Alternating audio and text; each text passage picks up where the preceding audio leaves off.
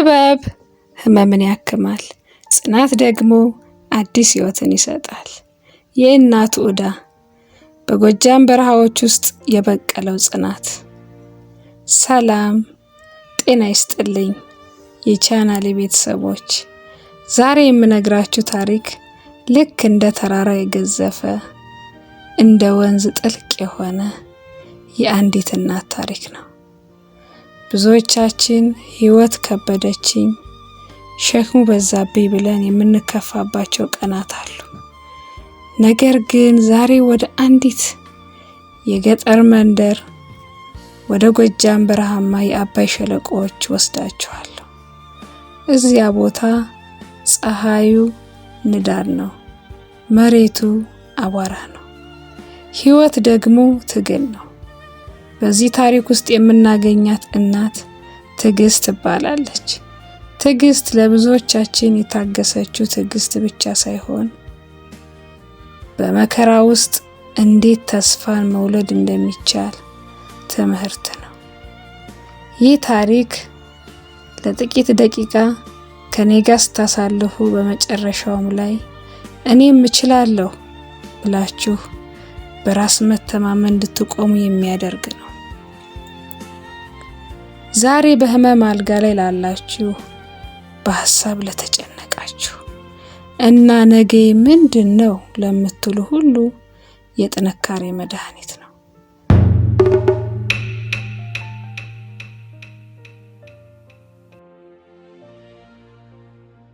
የትዕግስት ወጣትነትና የጥቁር ቀኑ መርዶ።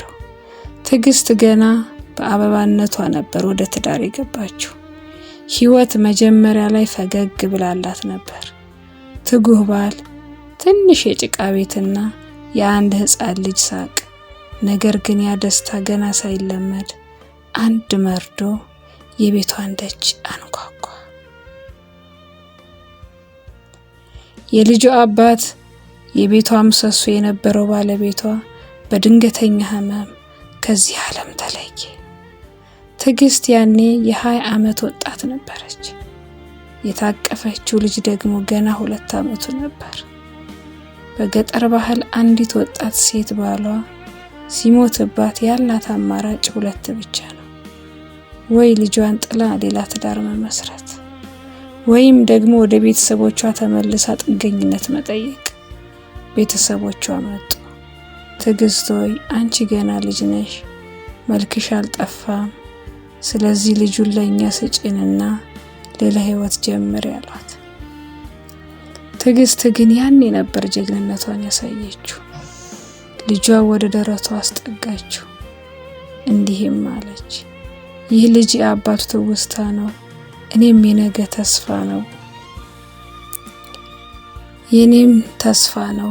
በእኔ ጉልበት በእኔ ላብ አሳድገዋለሁ፣ አፈር እየላስኩም ቢሆን እኔ ቆምለታለሁ አለች። ያ ቀን ትዕግስት ከራሷ ጋር የገባችው ቃል ትልቅ ቃል ኪዳን ነበር። የበረሃው ትግልና የሻከሩ እጆች። ከዚያ ቀን ጀምሮ ትዕግስት የሴትነት ስራዋን ብቻ ሳይሆን የወንድነትንም ደረበች። ጎጃም ውስጥ በረሃማ በሆኑት አሸዋማ መንገዶች ላይ ከወንዶች ጋር እኩል ተሰልፋ ድንጋይ መፍለጥ ጀመረች። ፀሐዩ በጭንቅላቷ ላይ ይለበልባል፣ አቧራው ሳምባዋን ያፍነዋል፣ ድንጋዩ እጆቿን ይቆራርጣቸዋል። ጠዋት በጨለማ ተነስታ ልጇን ጀርባዋ ላይ አዝላ ወደ ድንጋይ መስበሪያው ትሄዳለች። ልጁን ዳር ላይ በአቧራ እየተጫወተ እሷ በትልቁ መዶሻ ድንጋዩን ትመታለች። ኳ ኳ የሚለው ድምፅ የልቧ ትርታ ነበር። እጆቿ በስራ ብዛት ጠነከሩ፣ ሻከሩ፣ ደሙ። ግን አንድም ቀን አማራ አታውቅም። ምክንያቱም በየደቂቃው ልጇን ስታየው ህመም ሁሉ ይጠፋላታል። እዚህ ጋር ቆም ብለን እናስብ። እውነተኛ እናትነት ማለት ምንድን ነው? እውነተኛ እናትነት ማለት ራስን ረስቶ ለሌላ መኖር ነው። ትዕግስት ፊቷ በፀሐይ መጥቆሯ አላሳሰባት፣ እጆቿ መሻከራቸው አላስጨነቃት። ያሳሰባት የልጇ ሆድ እንዳይራብና ነገው እንዳይጨልም ብቻ ነበር። ዛሬ እኛ ይህ የለኝም ያ የለኝም ብለን ስናማረር ትዕግስት ያላት ያለምንም ቅሬታ ድንጋዩን ትሰብራለች። ህመም፣ ሚስጥርና መስዋዕትነት። ዓመታት ነጎዱ። ልጁ አድጎ ትምህርት ቤት ገባ። የትምህርት ቤት ክፍያ፣ የደብተርና የደንብ ልብስ ዋጋ ከትዕግስት አቅም በላይ የሆነ መጣ። በዚህ መሃል ነበረ ሌላ ፈተና የመጣው። ትዕግስት ከባድ የጀርባ የኩላሊት ህመም አገኛት። ድንጋይ የምትሸከምበት ጊዜ ወገቧን እንደ እሳት ይለበልባታል። አንድ ቀን ሐኪም ቤት ስትሄድ ሐኪሙ እንዲህ አላት፣ ትዕግስት ይህ ስራ ይገልሻል፣ የቀዶ ጥገና ያስፈልግሻል፣ ካልሆነ ግን ለአልጋ ትሆኛለሽ አላት። ትዕግስት ግን ለሐኪሙ የሰጠችው መልስ አስደናቂ ነበር። እኔ ከታመምኩ ልጄ ይራባል። እኔ ቀዶ ጥገና ከተደረገልኝ የልጄ የትምህርት ቤት ክፍያ የሚከፍለው ይጠፋል። ስለዚህ ሐኪም ሆይ እኔን ሳይሆን ህመሜን እንድንዝዝልኝ ስራዬን መቀጠል አለብኝ አለች። ህመሟን በሚስጥር ያዘችው።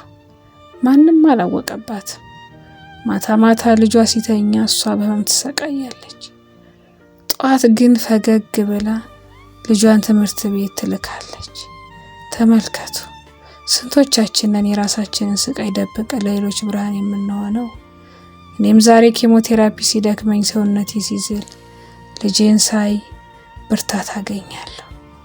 እናንተም ዛሬ ቤታችሁ ውስጥ ያላችሁ እናቶች፣ አባቶች ለልጆቻችሁ ስትሉ የምትከፍሉት መስዋዕትነት በሰማይም በምድር ትልቅ ዋጋ አለው።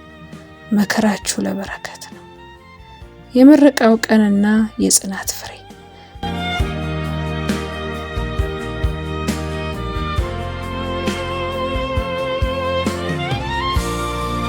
በመጨረሻም ትዕግስት ፍሬ አፈራ።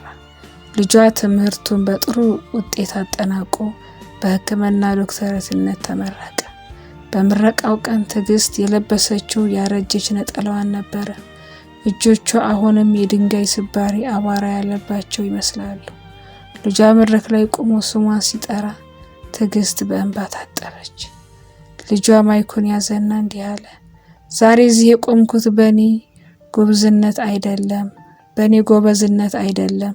ዛሬ እዚህ የቆምኩት እጆቼ በድንጋይ ለሻከሩት፣ ፊቷ በፀሐይ ለጠቆረው፣ ህመሟን ደብቃ እኔን ላሳደገችው ለእናቴ ነው። ይህ ጥቁር ካባ የእሷ ነው፣ ይህ የዶክተር ማዕረግ የእሷ ነው ብሎ ካባውን አለበሳት። እግሯ ስር ወደቀ። መላው ታዳሚ በእንባ ተራጨ። የትዕግስት የ20 ዓመት ስቃይ በዚያች ቅጽበት እንደ ጉም በነነ። ውድ ተመልካቾቼ፣ የትዕግስት ታሪክ የሚያስተምረን ትዕግስት መጨረሻዋ ድል ነው የሚል እውነት ነው።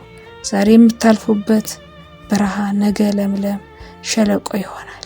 ዛሬ የምታፈሱት እንባ ነገ የደስታ ሳቅ ይሆናል። እኔም እሌኒ ከዚህ ታሪክ ብርታት አግኝቼ ነው ዛሬ ቆምኩት። እናንተም በህይወታችሁ ላይ የመጣው ድንጋይ ወደ ስኬት መሰላል ቀይሩት። ስለተከታተላችሁኝ አመሰግናለሁ። ይህ ታሪክ ብርታት ከሆነላችሁ ሰብስክራይብ ማድረግ አብረን